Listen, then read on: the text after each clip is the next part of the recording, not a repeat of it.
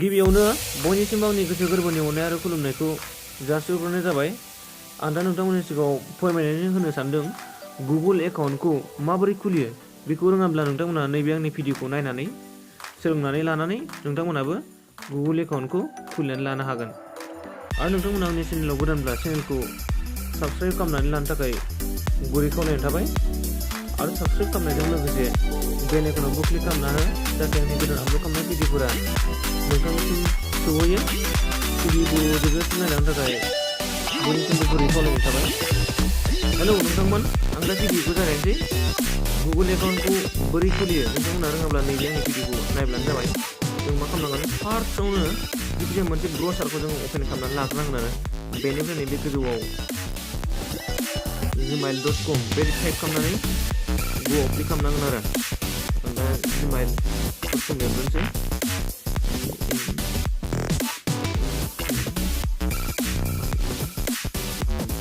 बेबायदि टाइप खालामनांगोन आरो गोजौआव गुगोलाव, बेनिफ्राय नैबे ग'आव क्लिक खालामनांगोन। आं दा ग'आव क्लिक खालामबाय।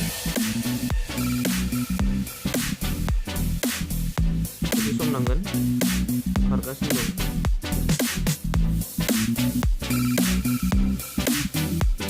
अपेन जाबाय।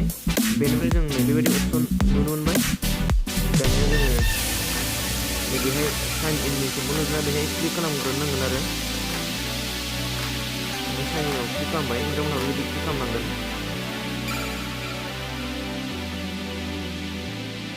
लडिं जागासिनो दं, अपेन जाथ'वाखै र'।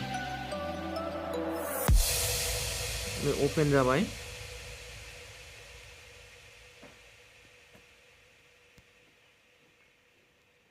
अपेन जाबाय।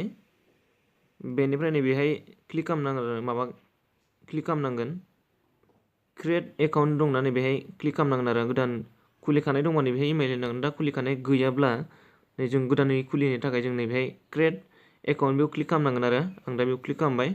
नोंथांमोनाबो बेबायदि क्लिक खालामनांगोन आरो जिमेल बे गुगोल एकाउन्टखौ खुलियाखैब्ला नैबायदि खालामनानै खुलिनांगोन आरो जाबाय। नै दा अपेन जाबाय। बेनिफ्राय नैबेहाय जिखिनि जाखांनाय नुदों नैबेखौ साबमिट खालामग्रोनांगोन आरो बेहाय फार्स्ट नेमखौ होनांगोन। जिखिजाया नों मा नाम लायो गोसो बायदि आरो जिखिजाया मोनसे नाम होनोसै।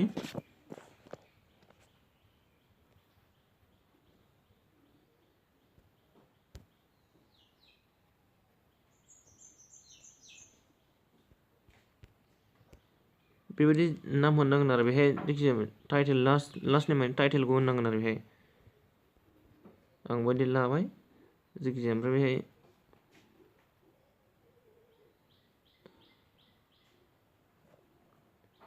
इउजार नेम माने बेयाव थानाया जिमेलाव थागोन आरो बेहाय नों जिखिजाया जाखांखाबाय बेखौ नों लायाबा बेखौ होआबा नों गोदान लिरनांगोन आरो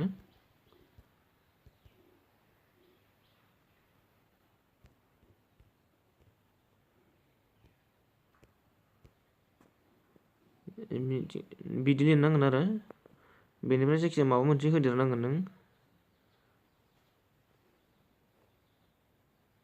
1 2 3 बा माबा मोनसे जुदा होदेरनांगोन आरो जायखिजाया मोनसे होदेरनानै दोनसै 1 2 3 खौनो होनसै आङो। बेबायदि होबाय आङो। नैबेयाव जायो सेलेक्ट खालामबानो जागोन। नै गोलावद्राय जानायथ' बुरजा लालाया नै आं बिदि लानोसै।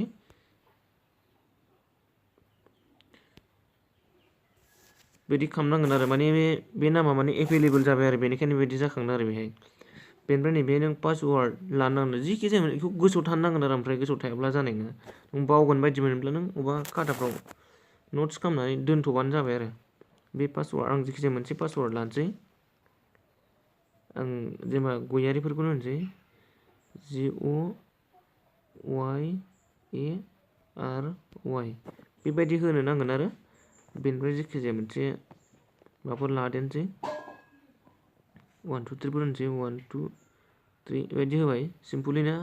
ओमफ्राय बे कनफार्म होनदोंना बेखौनो होफिननांगोन आरो गयारिखौ बुंसै GOYARY 1 2 3 बिदि जाबाय। 8था जानांगौमोन, जाबाय 8था जाहैखाबाय। जायखिजाया 8था जानांगोन आरो नै use 8 or more characters with a mix of letters, number, symbols जायखिजाया माखासे आंखौ लानांगोन माखासे 1 2 3 बिदि होदो लेटार नांथारगोन आरो जायखिजाया बेनि उनावहाय नैबेहाय नेक्स्टआव क्लिक खालामनांगोन आरो बेखौ जायाखैबा जायाखै देखायखागोन दा आं नैबेहाय नेक्स्टआव क्लिक खालामसै जाजोब्बायबा बे बारखासिगोन आरो नेक्स्ट थांखासिगोन आं दा क्लिक खालामबाय नेक्स्टआव नोंथांमोना बेबायदि क्लिक खालामनांगोन बेखौ दानगारनांगोन जाबाय नै बेनिफ्राय बे मोनसे स्टेपलाय मबाइल लानानै मबाइल आरो बिदि अबेबा मबाइलाव बा कम्पिउटाराव खेबसेनो जाखांजोबनो हागौ बेहाय स्टेप बाय स्टेप जाखांदों बेनिफ्राय नैबे फन नाम्बार नांगोन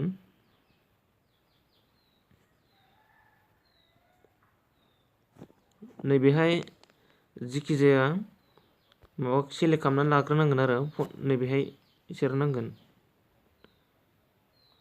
+91 होनो नांगोन बेहाय माबा सेलेक्ट खालामनांगोन नैबेहाय जाखांबाय नै जोंना इण्डियानिया +91 नालाय बिसोर दस्रा हादरनि नै बिसोरो दस्रा हादरनि गोजा आरो जों इण्डियायाव थायो नालाय जोंहा इण्डियानिखौ सेलेक्ट खालामना होनांगोन इण्डिया ओरै आइलेण्डआव दंखायो इण्डियायावनो दंखायोमोन नै इण्डियानिया +91 जायो देखायलायासै बेनिफ्राय नैबेहाय मबाइल नाम्बार होनो नांगोन आरो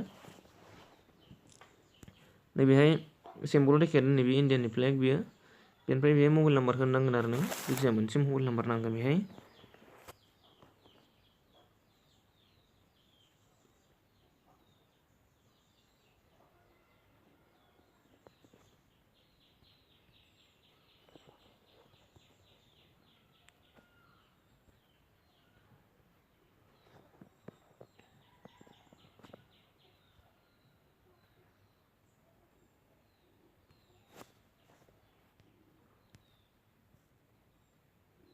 नैबे रिकभारि इमेल एड्रेसआव सोरनिबा थाखानाय जायखिजाया मोनसे इमेलखौ होनो नांगोन आरो बेहाय जायखिजाया मोनसे इमेल होनानै दोनसै बेहाय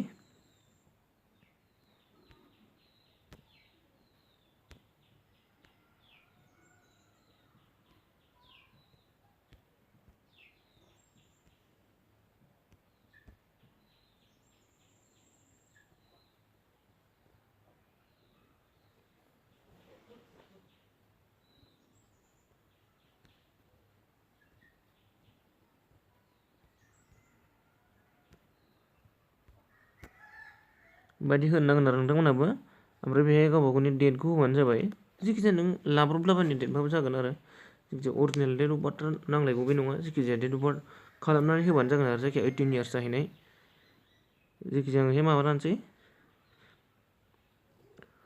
14 होबाय आङो नों मान्थखौ बेसेबां होयो मे जुन जुलाइ आगष्ट बेखौ आं जानुवारिखौनो होबाय जेनेबा इयारखौ नों बेसेखौ होयो सेलेक्ट खालामनांगोन आरो सेलेक्ट खालामनाय गैया बेहाय लिरना होनांगोन 19 बेसेबां होनो 94खौनो होबाय आं जायखिया बेबायदि होनो नांगोन आरो नोंथांमोनाबो ओमफ्राय बेहाय नै जेन्डारखौ सेलेक्ट खालामनांगोन हौवा ना हिन्जाव बेहाय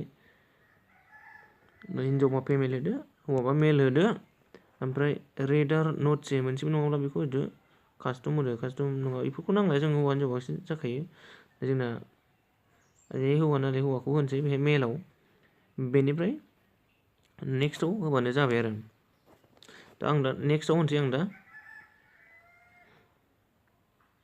नेक्स्टआव होबाय आङो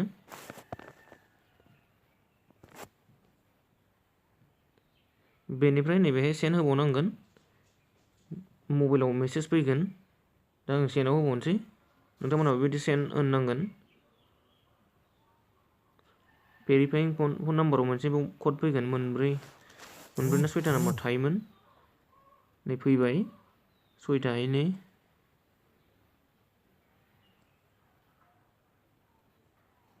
7 5 नायफिननांसिगोन एसेबां थांबाय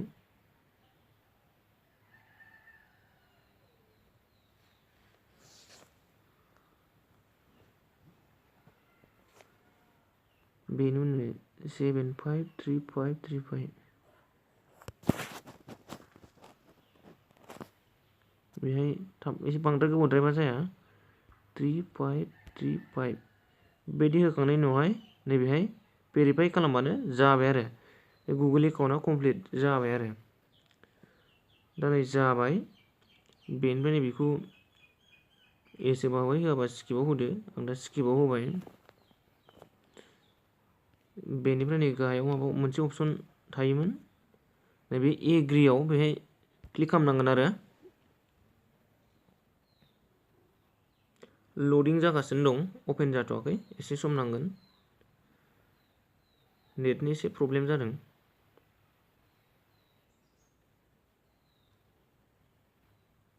जासिगोन नै गुगोल एकाउन्टआ कमप्लिट जासिगोन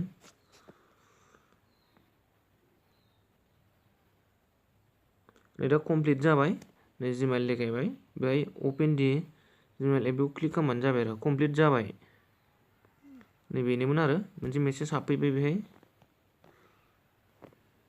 बेनो आरो नै बेलाय जाबाय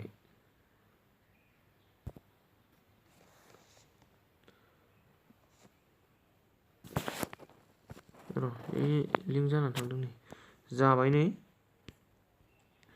बेबायदि खुलिनांगोन आरो नोंथांमोना सोरबाफोर गुगोल एकाउन्टखौ खुलियाखैबा स' नोंथांमोना भिडिअखौ मोजां मोनदोंब्ला साबस्क्राइब लाइक शेयार कमेन्ट खालाम भिडिअखौ जोबजासिम नायनायनि थाखाय नोंथांमोनसिम थेंक इउ भेरि माच